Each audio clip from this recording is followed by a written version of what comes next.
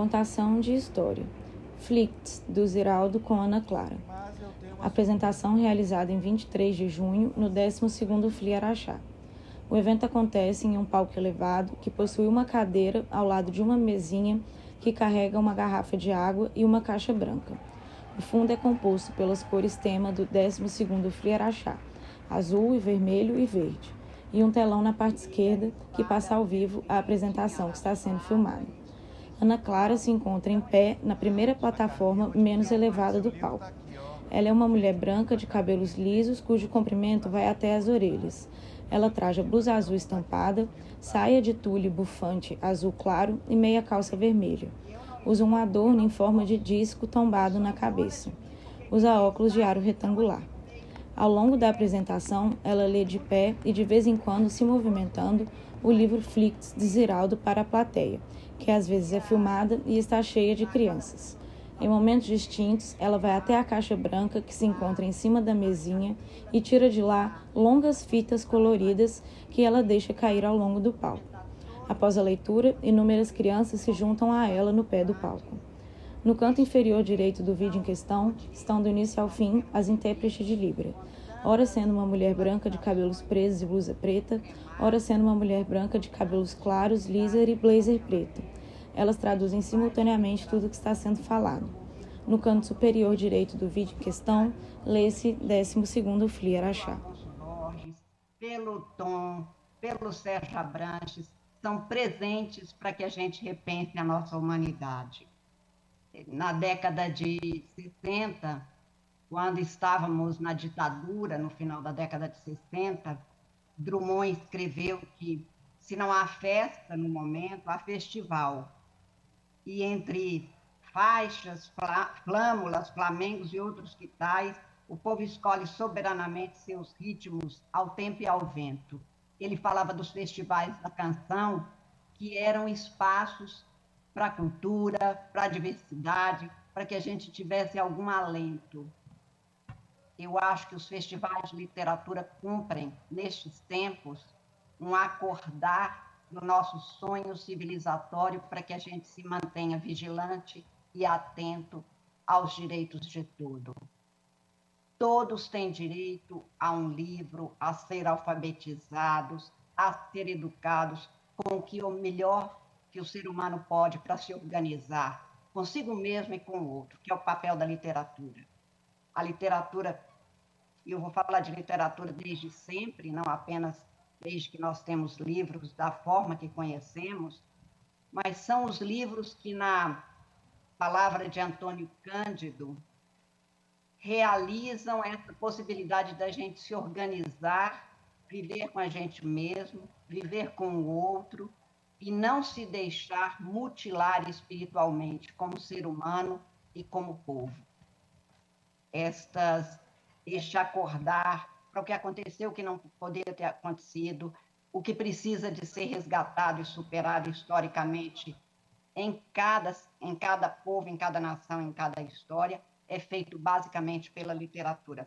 Antônio Cândido dizia que, assim como não é possível haver equilíbrio sem o sonho durante o sono, talvez não haja equilíbrio social sem a literatura. E por isso é que ele dizia que a literatura é o sonho acordado das civilizações. Por essa capacidade que nós temos de, ao estar com o outro nos espaços da criação, da criatividade, da construção da cultura, nós sermos capazes de conviver. E estamos precisando como nunca da literatura, num tempo em que as telas nos impedem de pensar sobre nós mesmos, sobre os outros, sobre o que já aconteceu na história, sobre o que precisa de ser superado na história, sobre o que precisa de ser fiscalizado para que a gente não permita, não admita mutilações espirituais, seja de uma pessoa, seja de um povo.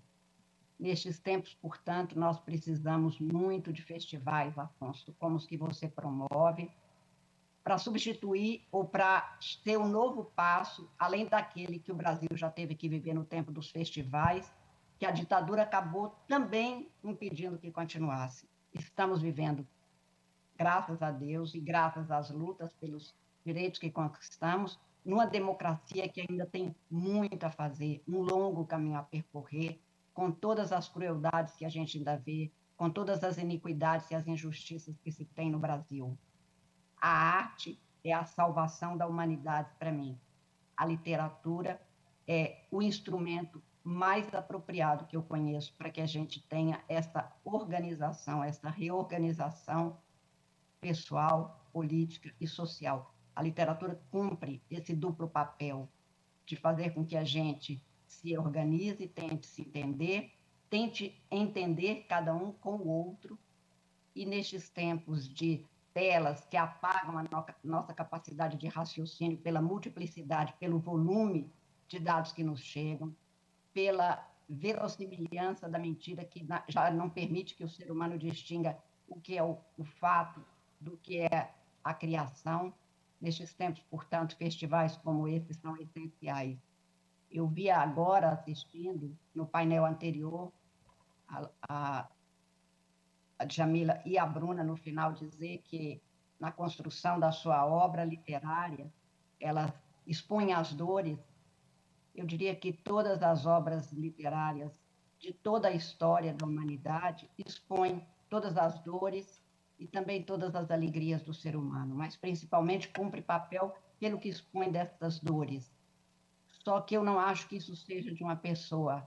Eu acho que John Donne tinha razão. E como ele, seguindo o poema dele, eu não pergunto por quem os sinos dobram. Eles sempre dobram por mim, cada um de nós. Portanto, festivais como esse são momentos em que a gente tem o gosto do encontro e da reunião numa humanidade tão desencontrada e tão necessariamente, portanto, dependente de reuniões, de encontros como esse. Como eu disse no início, Afonso, eu queria estar aí, tenho certeza que você sabe disso, porque fiz um esforço até o último momento de me livrar de alguns compromissos que o cargo me impõe há 100 dias praticamente de uma eleição geral no Brasil, de uma eleição municipal que se realiza de 6.000 formas quase diferentes, porque são quase 6.000 municípios no Brasil, e neste momento eu sou responsável exatamente a mais direta por isso. Por isso, as minhas desculpas por não estar, meu abraço que fique, um abraço super especial a Conceição Evaristo, querendo que cada um dos participantes se sinta pessoal, individualmente, abraçado por mim. Eu desejo que este momento seja um momento de reflexão, mas também de confraternização, que é o que eu acho que nós mais precisamos agora, fraternidade entre nós. Muito obrigada, ótima noite para todos.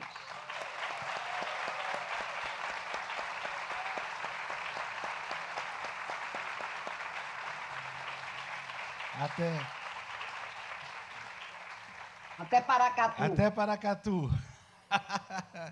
Beijo, Carmen. Muito obrigado, querido. Muito Beijo para todos. Tchau.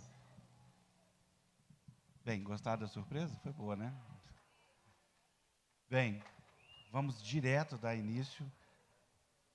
A Kalila tem... Primeiro, antes, Kalila, ela vai te fazer 3 perguntas que nunca foram feitas a você. E ninguém melhor que a Kalila, que ocupa hoje, né, um posto importante na Cátedra Conceição Evaristo, na USP. Mas antes, Kalila, eu estou morrendo de curiosidade. Você é baiana, morou grande parte da sua vida em Brasília, e agora está em São Paulo, na USP. Fala um pouquinho, como é que está sendo isso? Boa noite a todas, todos e todos. Uma satisfação estar aqui na Fliaraxá, minha primeira vez aqui nessa cidade, quente, mas também com essa brisa gostosa. E é uma alegria estar aqui, né, ao lado do Afonso e da Conceição, né, a quem eu tenho a alegria de realizar um trabalho. E, bom, pelo meu sotaque, eu sou baiana do Recôncavo, então tenham paciência comigo que eu falo como eu sambo, devagar, mas isso não significa que eu também não me movimente rápido quando necessário, né? Eu penso bastante rápido. Então, eu vim de uma cidade chamada Berimbau, fiz um percurso acadêmico né? Fiz toda uma saga acadêmica e, com isso, uma cartografia de alguém andarilho em busca de conhecimento, em busca de, enfim, ampliar mesmo toda essa bagagem, né, que a gente vai carregando durante a vida. Afonso já deu aí uma pista, né, de que eu sou da Bahia, que eu moro em Brasília, e como é que acontece essa minha participação da cátedra, né, da Conceição Evaristo na USP. Eu fiquei pensando muito nisso, né, no que eu ia falar, nas coisas que eu poderia dizer sobre nossa relação. Mas eu queria aproveitar esse momento para destacar, talvez, um lado, sendo esse desafio que o Afonso me trouxe, né, de perguntar coisas que a gente muitas vezes não pergunta à Conceição, de trazer uma perspectiva da Conceição Evaristo acadêmica, né? No ano de 2022, a Conceição ela se torna catedrática no Instituto de Estudos Avançados da Universidade de São Paulo, e, com isso, uma novidade, né, dentro da USP, né, de ter a primeira catedrática dentro desse espaço, uma mulher negra, né, dentro desse espaço. E como a Conceição Evaristo, né, ela é uma mulher que traz consigo uma alcunha, né, de um conceito que todo mundo fala, né, a escrevivência, né, ela faz jus, né, a esse conceito que é pensar nesse individual coletivo.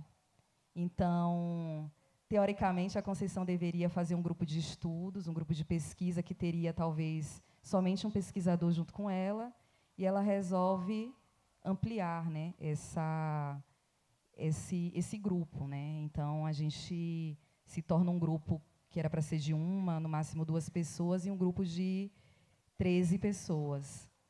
E, na seleção que eu participo para ser fazer esse estágio de pós-doutorado, eu tive a grata surpresa de, além de todas as burocracias, né, que envolvem esse espaço acadêmico, de me deparar com uma metodologia, numa entrevista, em que, pela primeira vez,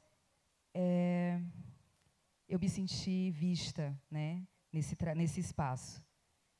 Eu acho que, bom, eu fico emocionada porque passa um filme na cabeça de todos esses percalços, de todas essas entrevistas em que, bom, quando a gente apresenta nosso currículo, nós somos selecionados, mas quando a gente aparece para estar na entrevista ou estar num determinado espaço em que a gente precisa dar uma aula, as coisas se modificam, né? Então, participar dessa seleção trouxe para mim um ânimo de acreditar que é possível pessoas como nós, pessoas que durante muito tempo eram impossíveis, né? E eu, durante toda a Fliaraxá, eu tenho escutado a gente falar sobre memórias, sobre diversidade, sobre literatura e, de alguma maneira, evidenciar as pessoas que são impossíveis, né? Eu estava falando agora há pouco com uma pessoa que eu admiro muito sobre esse impossível poder, hoje, estar aqui, não somente com as mãos da limpeza, não somente com as mãos de um lugar que ocupa uma função dessa plantação, mas dessas mãos imensas também que construíram o país. Então, para cada Kalila das Mercês que existe no espaço acadêmico, em que nós muitas vezes somos a exceção que confirma a regra, existiram Conceição Evaristo, Carolina Maria de Jesus, Sueli Carneiro, Djamila Ribeiro, Bianca Santana e todas as mulheres meus pares, né? As mulheres da minha família, minhas avós, minha mãe e Eliana Alves Cruz, que está aqui também, e pensar em toda essa movimentação que faz a gente existir nesses espaços, apesar de sermos impossíveis. E ver a Conceição dentro do espaço acadêmico, lotar uma turma, né? Abriam a vaga de 35 pessoas e isso se tornar 200 pessoas, proferir, ministrarmos, né, uma disciplina dentro daquela USP, trazendo novidade, trazendo rostos que nunca entraram por aquelas catracas e sentaram naquelas cadeiras. Isso faz eu acreditar no sonho, né, que é esse envolvimento, esse comprometimento com o individual coletivo, que, de fato, faz a diferença. Bom, Conceição é uma mulher em movimento. Hoje, além de toda a emoção que eu tive, né, de presenciar parte do prêmio, né, das crianças, dos adolescentes, dos jovens aqui, é algo que me emociona, que me leva a pensar na infância. Eu queria, Conceição, te perguntar 2 coisas. A primeira é sobre o que você diria para a Conceição Evaristo, a Conceição hoje de 7.7, maravilhosa, né, cheia de movimentos. O que você diria para a Conceição Evaristo, menina, de 10 anos, ou, enfim, a Conceição menina? O que você diria a ela hoje?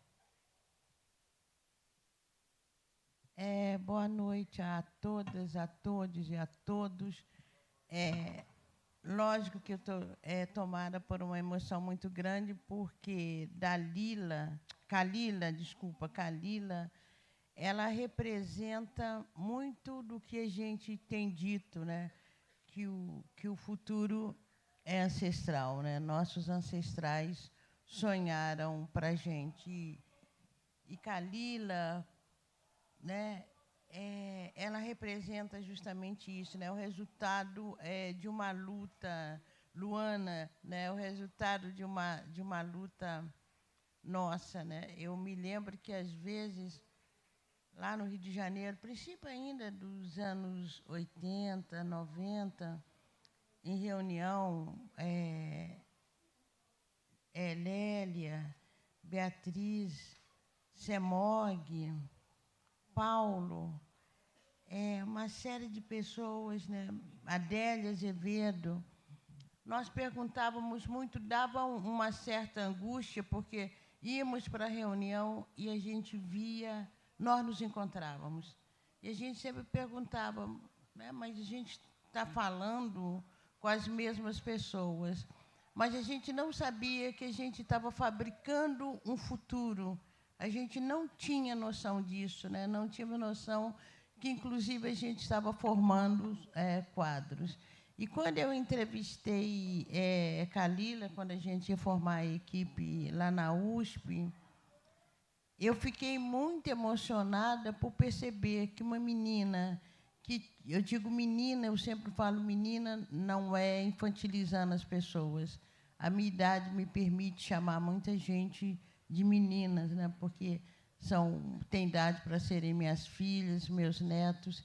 Então, quando eu vi Kalila, uma menina tão jovem e com tanta potência, naquele momento a gente está entrevistando uma pessoa para coordenar o trabalho de 13 outros pesquisadores, né? Meninas e meninos conosco ali na USP, mostrando a nossa cara preta, né? Mostrando a minha idade, assim também como mostrava a juventude de vocês. Então, Kalila me impressionou muito. Então, eu fico muito feliz, e eu te agradeço, Kalila, porque eu tenho sempre dito, essa força jovem que me potencializa.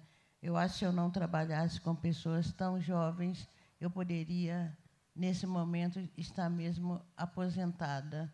Mas, mesmo cansada, né, quando me vem essa possibilidade de estar com esse grupo mais jovem que está segurando a nossa luta, eu sempre fico grata à vida. Bom, o que eu diria para Conceição Evaristo hoje e para Conceição Evaristo, para Conceição, era Conceição, aliás, era Preta, porque o meu apelido na intimidade é Preta, né? O que eu diria para a Preta hoje? Bom, se tem um livro eu não escrevi minha biografia, eu ainda não escrevi minha biografia, que eu acho meio metido. Mas um dia eu vou cometer essa mitideza, assim. Estou chegando no tempo de cometer essa mitideza. Então, Becos da Memória não é a minha biografia. Becos da Memória, eu tenho dito que é memórias ficcionalizadas. E quando a memória esquece, a gente é preciso inventar. Eu acho que o espaço da ficção nos dá justamente essa possibilidade. Então, eu tenho dito que Becos da Memória, nada que está escrito em Becos da Memória é verdade, como nada que está escrito em Becos da Memória é mentira. Mas se tem uma personagem que eu não posso negar, que é uma personagem que se agarra a mim, ou eu me agarro a essa personagem, é Maria Nova. Maria Nova tinha um desejo intenso de aprender a ler, de aprender a escrever e de contar histórias. E aí, um dia, ela descobre qual seria o destino dela, o futuro dela. Era contar a história do seu povo. Então, o que eu diria para a Preta, né, para aquela menina andando nas ruas de Belo Horizonte, com tanto desejo? Eu tinha muito desejo, mas eu não sabia nem de quê. E, muito nova também, eu tinha uma noção que tinha alguma coisa errada, né? A favela que eu nasci e criei em Belo Horizonte era muito perto das casas ricas, muito perto, né? E o trânsito da minha mãe, o trânsito da minha família, o meu trânsito pela cidade, eu sabia que tinha uma coisa fora do lugar, eu não sabia o quê, né? E eu tinha, ao mesmo tempo que eu tinha todas as minhas alegrias de infância, que é uma coisa que eu falo, se me faltou não, faltou muito, a gente vivia realmente num estado de miserabilidade, mas era uma extensão de afeto muito grande. Agora, ouvindo Djamila e Bruna falarem, né, o afeto que me sustentou. E por esse afeto ter me sustentado, apesar de tudo, aos 7,7, eu tenho certeza que eu não perdi a ternura, certeza absoluta. Então, eu diria para aquela menina que as coisas estão caminhando de acordo com os desejos dela. Eu diria para aquela menina que, desde muito nova, né, como ser desejante, ela previa, ela queria alguma coisa que ela não sabia bem, né? E hoje essa menina está aqui, né? Essa menina cresceu, mas valeu a pena, antes de tudo, ela ser fiel aos desejos dela, né? Ela não perdeu os seus princípios. Então, essa menina está feliz, é o que eu diria.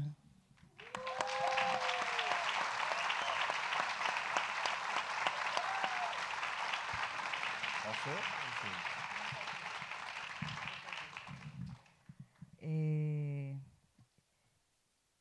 Bom, estou aqui pensando, né, que hoje de manhã, na mesa, né, que você participou junto com a Paloma, né, com o Guilherme aqui, foi falado, né, de um projeto, né, que todo mundo fica curioso, sobre o livro de poemas, né, que você pretende chamar de como mesmo? Talvez seria O Gozo e Seus Movimentos. O Gozo e Seus Movimentos, né? E aí eu fiquei pensando, né, você trouxe essa perspectiva, né, dessa caminhada, dessa jornada, de muito trabalho também, né? Quando eu falo das mulheres negras que antiveram, não é somente pensar nas mulheres que vieram antes, mas também imaginar essa força de trabalho que existe, né? Porque, por exemplo, vocês estão aqui, nós estamos aqui, mas a gente está trabalhando ao mesmo tempo, né? Eu vejo a Bianca ali apagando incêndio, eu vejo você também respondendo, a Tereza e tantas outras de nós estamos sempre em movimento, né? Então, há uma força de trabalho, há uma força motriz para impulsionar todas essas mudanças. Então, de fato, é bonito, né, ver que essa menina hoje está feliz.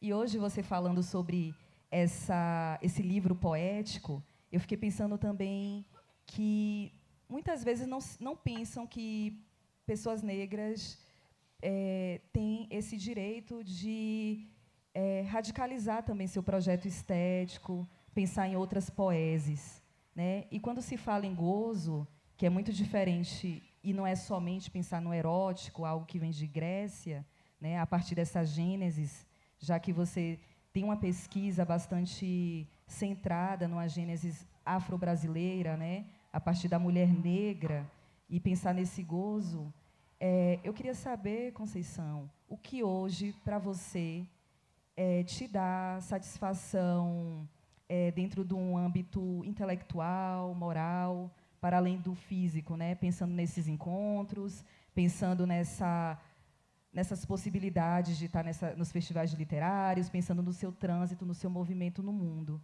né? Ampliar essa ideia de gozo, né? Assim, para que a gente também pense em outras perspectivas de ser mulher negra agora. Certo, Kalila, que bom. Mas eu quero voltar só um pouquinho também nesse texto que eu estou construindo aí, e quero dizer uma coisa também. Nem sei como nasceu essa ideia, eu acho que essa ideia nasceu quando uma pesquisadora, lendo meus textos, lendo meus poemas, e percebeu essa possibilidade também, como eu falo, do gozo, do prazer, do encontro, seja o encontro hétero, seja o encontro homo, como eu falo com essa sutileza. E fico pensando que também, para nós, mulheres negras, é muito difícil a gente tratar um livro, trazer para a literatura esse texto que fale do gozo, que fale do prazer, que fale do amor, que fale do nosso corpo, né, do prazer que podemos ter com esse corpo negro. Porque como o corpo negro, e principalmente o corpo da mulher negra, foi sempre pensado pela sexualidade, né? Nos veem as mulheres negras como as mulheres gostosas de coisa e tal. O homem negro tem que ser viril, né? É muito difícil também para os homens negros pensarem os seus próprios corpos. Então, se a gente observar, hoje não, hoje tem um grupo de escritores, de escritoras, que trazem esse corpo negro, esse corpo do prazer para os seus textos. Mas isso é muito difícil para a gente, justamente pelo fato do nosso corpo ter sido sempre sexualizado. Então, trazer esse texto tem que ser um exercício bem pensado. Mas hoje, por exemplo, o que me dá um gozo, o que me dá um prazer, você fez parte do grupo, né, de pesquisa de escrevivência, é pensar como esse conceito hoje ele cresceu, como ele saiu da área da literatura e se expandiu para várias áreas do conhecimento, e poder afirmar, sem dificuldade nenhuma, que esse conceito nasce a partir de uma experiência de mulheres negras, né? Um lugar de episteme que nasce das nossas experiências. E pensar que essa episteme, hoje, ela ganha uma pesquisa acadêmica, isso, sem sombra de dúvida, é um prazer muito grande. E o outro prazer, quer dizer, quando você fala que eu fui a primeira mulher negra que entro lá na USP, né, como catedrática, e a gente sabe a luta de Sueli Carneiro na USP, né, enquanto pesquisadora, para ela fazer, inclusive, valer toda a trajetória dela de estudo. Então, é um gozo, também é um prazer intenso, que eu sempre digo, o interessante não é ser a primeira. Né? Claro, quando fala Conceição Evaristo, a primeira catedrática negra lá na USP, eu fico com uma nitideza que você nem calcula. Mas o mais importante é você abrir perspectiva. Né? Então, quando hoje a gente conseguiu colocar na USP, e a gente conseguiu colocar na USP aquele nosso grupo, né, de 13 pesquisadoras, pesquisadores e pesquisadores, se a gente for se referir, né, às experiências diversificadas de viverem o afeto no nosso grupo, a gente trazia, né, essa gama também. Então, isso me dá um gozo, um prazer muito grande, né, que eu quero que a minha caminhada, né, que tudo que a vida me ofereceu, que isso possa reverberar no coletivo, porque se não reverberar no coletivo, não faz sentido.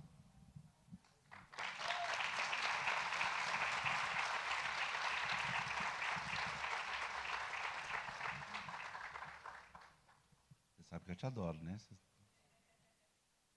Dizer, né? Conceição, várias perguntinhas pequenas. Primeiro, o que você não aguenta mais que te perguntem? O que eu não aguento mais que me pergunte? Eu não sei o que eu não aguento. Tem umas perguntinhas hoje que já caiu no plano, já caiu no campo da ingenuidade. Talvez seja justamente isso de achar que eu fico muito feliz porque eu cheguei lá. Né? Esse discurso que a gente não é nem pergunta, né? E você, Conceição, afirmativa, que bom que você chegou lá. Eu não gosto dessa história de chegar lá. Chegou lá onde? Entende? Essa visão de pensar que a nossa ascensão ela se realiza no plano individual. Não é isso. A gente é maldosa bastante para saber que o fato de eu estar aqui não significa que todas as escritoras negras estejam.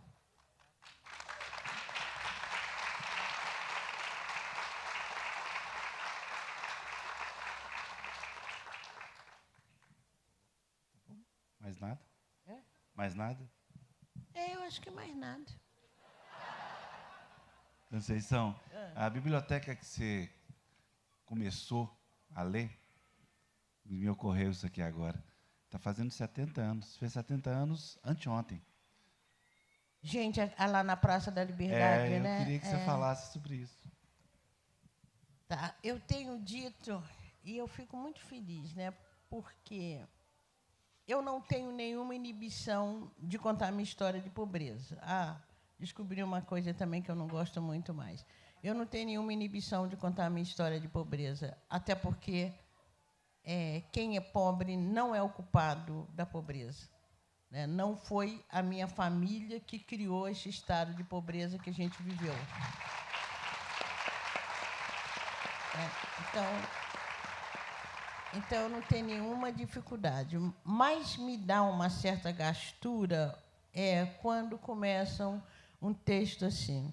Conceição Evaristo nasceu numa favela de Belo Horizonte, coisa e tal. Bairro Cruzeiro, etc. Bairro Cruzeiro, coisa e tal. Leem toda a minha biografia, mas não leem o meu livro. Eu falo, leiam o meu livro, leiam a minha obra, observem o exercício que eu faço com a linguagem, que eu adoro, né? Isso, talvez, né, é uma das coisas que hoje me desconcerta um pouco. É alguma coisa que eu não queria ouvir mais, mas isso não negando a minha origem. Tá? O que você perguntou, Afonso? A Biblioteca Pública. A Biblioteca Pública, Então, eu tenho dito, eu não nasci rodeada de palavras, eu não nasci rodeada de livros, eu nasci rodeada de palavras. E por que eu conto isso também com uma certa satisfação? Para a gente quebrar com esse imaginário que o escritor, que a escritora tem que nascer rodeado de livros, tem que pertencer a determinada classe social. E aí, por isso que também que eu gosto muito de escola pública, para as crianças me veem, né? E pensar que é possível. E aí, bom, então toda aquela história que eu nasci ligada muito mais, a minha literatura tem uma origem nessa oralidade, que eu procuro conservar o mais possível. Mas eu tive uma tia que trabalhou na Biblioteca Pública de Belo Horizonte. E como ela vai trabalhar lá? Ela era doméstica na casa de Dona Etelvina Viana, e a Dona Etelvina, que inclusive acho que é ela que leva para o UFMG o curso de biblioteconomia. Aí, quando a Dona Etelvina foi ser diretora da Biblioteca Pública, ela combinou com a minha tia. Parte do dia, minha tia trabalhava na casa dela, e parte do dia, minha tia foi para a Biblioteca Pública, que a primeira espaço da biblioteca era num prédio lá perto da Praça da Estação. E depois a Biblioteca Pública vem para a Praça da Liberdade, que era mais perto, lá da favela. Juscelino Kubitschek que levou. Hã? Juscelino, quando prefeito. Foi na época de Juscelino? Nossa Senhora. E aí, Nossa Senhora da Piedade, nu. E aí, a minha tia vai trabalhar na Biblioteca Pública, ali na Praça da Liberdade, e eu morava no Cruzeiro. Então, é ali que eu ganho uma biblioteca, porque eu tinha livre acesso, né? Minha tia trabalhava lá, quem ia me pedir de entrar? Então, esse momento foi fundamental, porque foi o momento que eu passo a ter um contato direto. Até então, eu tinha livros didáticos, mas tinha o meu tio Catarino, né, o pai de Macaé, que, quando ele morou em casa conosco, ele também tinha um espaço lá no quartinho dele, que tinha uma biblioteca. Mas ver tanto livro de uma vez, e tinha a parte de biblioteca infantil, tinha de adulto, e tinha uma outra parte no andar de cima. Então, esse foi o meu momento que eu pude viver o meu encantamento com livros. Então, eu pegava o livro na biblioteca, vinha para a Praça da Liberdade, ficava lendo na Praça da Liberdade, voltava, entregava o livro, pegava outro e levava para casa para ler. Né? Hoje eu fico lendo, pensando também em ler, como é que fala? Sob a Luz de Lamparina. E isso, então, me permitiu que eu ganhasse o mundo dos livros. E o interessante é o seguinte, que a Maria Valéria Rezende, ela ia passar férias em Belo Horizonte, e ela ia para a Biblioteca Pública. O avô dela trabalhava no Palácio da Liberdade.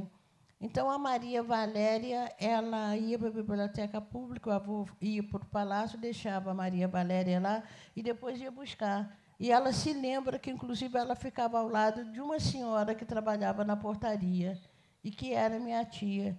Então, é muito provável, e Valéria é também da minha geração, é muito provável que a gente tenha se cruzado, né? Meninas na Biblioteca Pública. Então, a gente tem meio que uma promessa de escrever, uma promessa para a gente mesmo. Não cobre não, tá, gente? Nem da Valéria. Ela nem sabe que eu estou dizendo isso. Mas a gente tinha vontade de escrever uma ficção junto, né, de duas meninas que se cruzavam na biblioteca.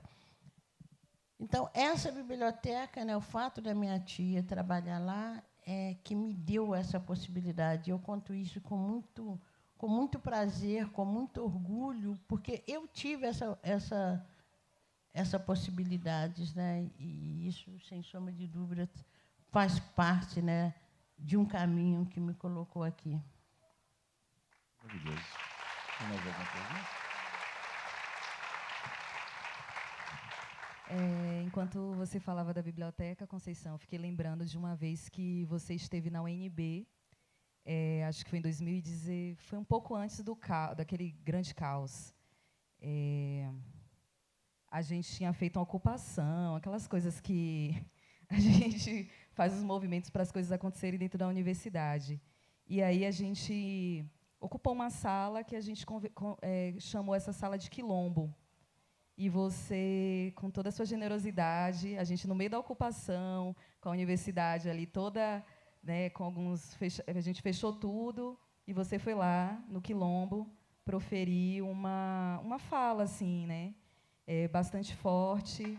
E foi a primeira vez, eu já tinha lido o seu livro, eu já tinha escutado falar de escrevivência, né, a partir do seu trabalho.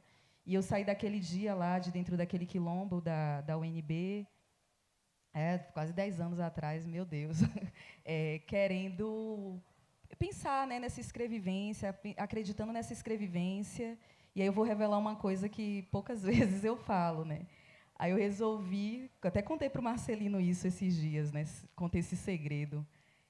Aí eu estava em Salvador, né? Fui visitar minha família e eu resolvi fazer uma tatuagem. E eu tatuei escrevivência, sem nem saber que um dia eu ia trabalhar com a Conceição, mas para gravar para sempre no meu corpo algo que, de fato, mexeu comigo. Óbvio que pensar em epistemologias negras, a gente tem uma pluralidade de epistemologias negras, né?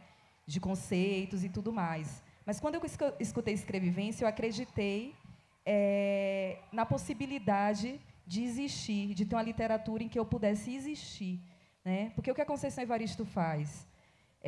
Ela movimenta, dentro de uma obra como Becos da Memória, personagens plurais, com suas humanidades, com seus defeitos, com suas qualidades, com possibilidades de amar, de ficar triste, de se retar, como a gente fala na Bahia, de chorar, de agradecer, de se lembrar, de errar, enfim, humanidades que todos nós temos. Então, quando a Conceição faz esse movimento, eu penso que eu também podia fazer esse movimento, né? Tanto academicamente falando, né, de colocar ali meu corpo, né, minha humanidade, os movimentos dessas mulheres, dessa comunidade, mas também pensar nessa possibilidade de me tornar um dia escritora, né, que é algo que a gente pouco, pelo menos eu, não via assim, né, condições antes de conhecer a tua obra, a da Carolina e de tantas outras escritoras que foram chegando para mim muito depois. Porque se aqui no Sudeste algumas coisas se movimentam em um tempo, nós que estamos em alguns interiores do Brasil, a gente tem também dificuldade de algumas literaturas chegarem para a gente. Então, escrevivência, ela se torna, né, o meu objeto de estudo antes mesmo de eu saber, né? Eu queria saber, Conceição, com que você sonha hoje? Porque, durante muito tempo, eu pensava que, bom, quando eu te vejo, eu já falei isso, acho que eu já falei isso secretamente, mas toda vez eu te ver, né, toda vez que eu te vejo, é como se eu realizasse um sonho meu, né, dessa possibilidade de ver alguém como você existir e existir com suas humanidades, né, existir podendo dançar, tomar sua cervejinha, escrever um livro, escrever o seu livro, trabalhar com a arte literária competente, com sua poesis, com a estética que você trabalha, né? Construir, né, todo esse trabalho literário com muito vigor e com essa força, né, de trabalho que te move a vida inteira, né? Então, assim, eu queria saber com que você sonha hoje, né? Porque eu já estou realizando meu sonho, que é te ver em vida, se movimentando e fazendo o que você gosta. Então, eu queria que você expressasse com que você sonha hoje. Bom, a primeira coisa que eu sonho hoje, que eu acho que eu estou caminhando, né? Quando a Djamila fala que quer ficar velhinha, então eu já estou ficando velhinha. Então, acho que isso já é um bem muito grande. E eu sonho hoje, quando eu penso tudo que eu tenho ainda para escrever, tanto como criação literária, como crítica literária, porque eu quero também trabalhar nessa crítica literária segundo a nossa perspectiva negra. Então, o que eu mais sonho hoje, eu peço à vida, é que eu continue com essa vitalidade, né? Eu vim de Curitiba, esses dias agora, não fui em casa, não fui no Rio. Parei em Belo Horizonte para a posse de Ricardo Aleixo, que nos deu uma alegria muito grande, né? Um poeta negro que está entrando para a Academia Mineira de Letras. Então, vim de Curitiba, fui para Belo Horizonte, viajei ontem a noite toda, de manhã, tive a felicidade de fazer a mesa com Paloma Amado. Ela me desculpou, porque a Camila também é prima distante, eu estou com Camila, né, com Paloma Amado. Estou aqui agora, vou pegar estrada amanhã. Então, o que eu mais sonho é poder continuar com essa vitalidade, né? E também, mais do que nunca, é crer que o trabalho vale a pena, né? É ter esperança, porque não é só ficar velhinha. Eu tenho visto pessoas da minha faixa de idade, ou menos ainda, que se desgostam, né? Desacreditam do mundo, desacreditam da vida.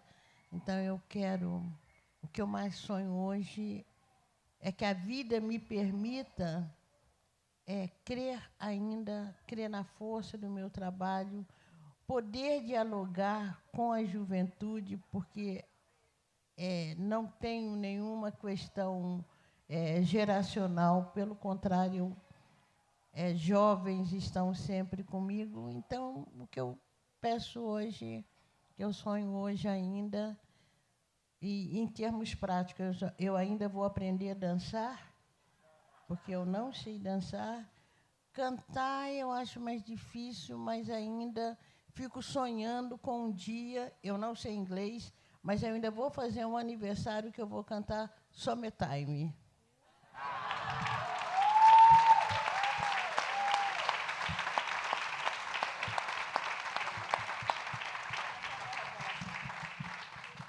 Dá uma palhinha aí. Vai, Conceição. Eu? Claro. Não estou preparada ainda, não. Estou falando que eu pretendo, eu quero ainda. Vou ensaiar, vou estudar, mas... Conceição, você dá conta. Não dou mesmo. Aliás, quem que tiver algum cantor, alguma cantora aí, pode cantar para mim, tá? O único cara que canta bem aqui é o Estevão. Não conhece? Gente, é o seguinte. Acabou. Vamos, então, pensar já no ano que vem. Espero que tenha essa plateia cheia e todos os patrocinadores, e a Lei Rouanet e tudo, né? Não é, Cris? Que aconteça de novo. Mas eu sou o curador, criador, Sérgio Tom e todos os autores que estão aqui. Primeiro, eu queria que os autores levantassem e recebessem uma senhora palma de todo mundo.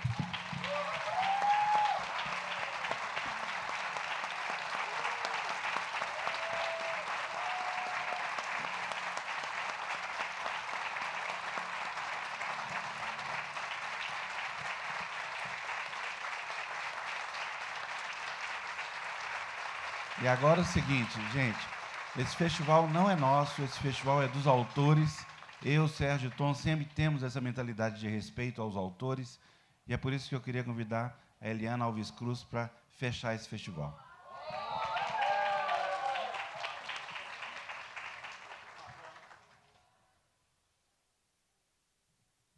Gente, a senhora me ama muito, né? A senhora. Bom, pessoal, foi incrível, dias maravilhosos, amigas, irmãs. Uma fala da Conceição que sempre me pega muito é que ela fala da ausência da maternidade negra na literatura. E esse útero negro, esse útero que está sendo tão atacado agora, porque é sobre isso, né? São essas garotas, É a cor desse útero. É negro, esse útero que querem. Enfim. É com desejo de que a gente possa maternar a nossa nação. É com desejo de que as nossas palavras sejam sementes, que vocês deem continuidade a essa escrita, porque a gente não escreve sozinho, né, Conceição, né, Kalila? Não é, pessoal? Quem lê, continua a obra, interpreta coisas que a gente nunca pensou, nunca imaginou, e torna isso um jardim. Então, é um perfume que a gente sente aqui, né? É um perfume plantado por palavras. Muito obrigada pela escuta de vocês.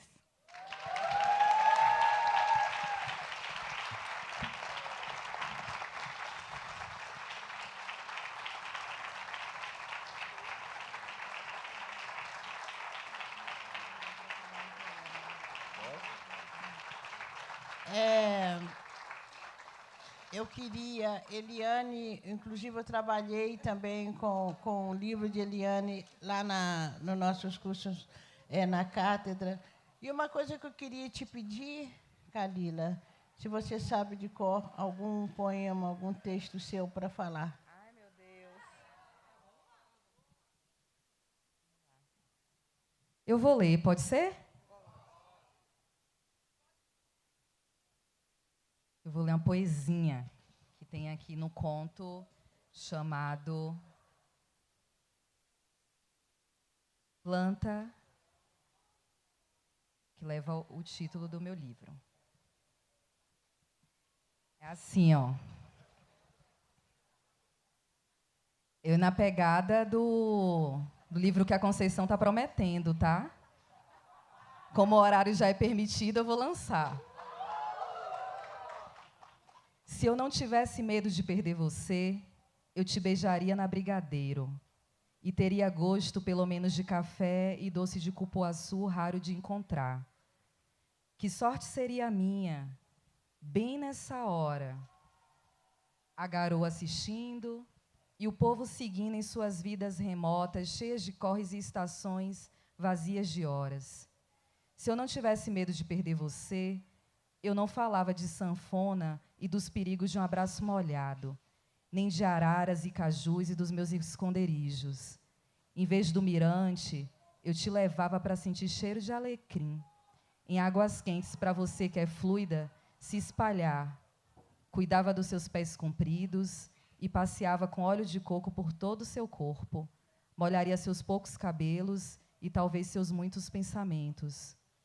Para não esquecer de outro novembro em que você me incentivou a tirar morcegos, encostos, tristezas, autofotos de uma varanda que só existe na memória.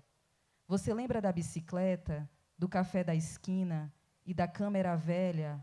Lembra do quase? Se eu não tivesse medo de perder você, teria lambido seus dedos antes de voar naquele dia. Teria te abraçado como nunca possível e talvez tanta coisa não tivesse sido, talvez até já tivéssemos nos perdido, a ponto desta poesia não existir. Outras existiriam, outras tantas sobre o que sonhei, sobre gozar sem nem ter podido te cheirar direito, sobre tocar na mente sem nem ao menos ter te cheirado por inteiro, sobre dançar forró contigo, sobre rio branco vatapá dividido no prato, dormir sobre o mesmo chão, hotel, sem nem pegar na mão, tomar ônibus, comer banana chips, ver cobras das mais venenosas no parque, desistir da trilha, sem nem saber o porquê. Intuição? Se eu não tivesse medo de te perder, não teria receio de te chamar para viver dos lados de cá ou dos lados daí. Num samba, na Indonésia, na África do Sul, num curso de verão no Acre, dentro da floresta amazônica, em viagens nossas combinadas, em pensamentos e nunca feitas, e em tantos lugares que vou só e lembro se eu não tivesse medo de perder você. Você me manda aquela foto no espelho? É isso.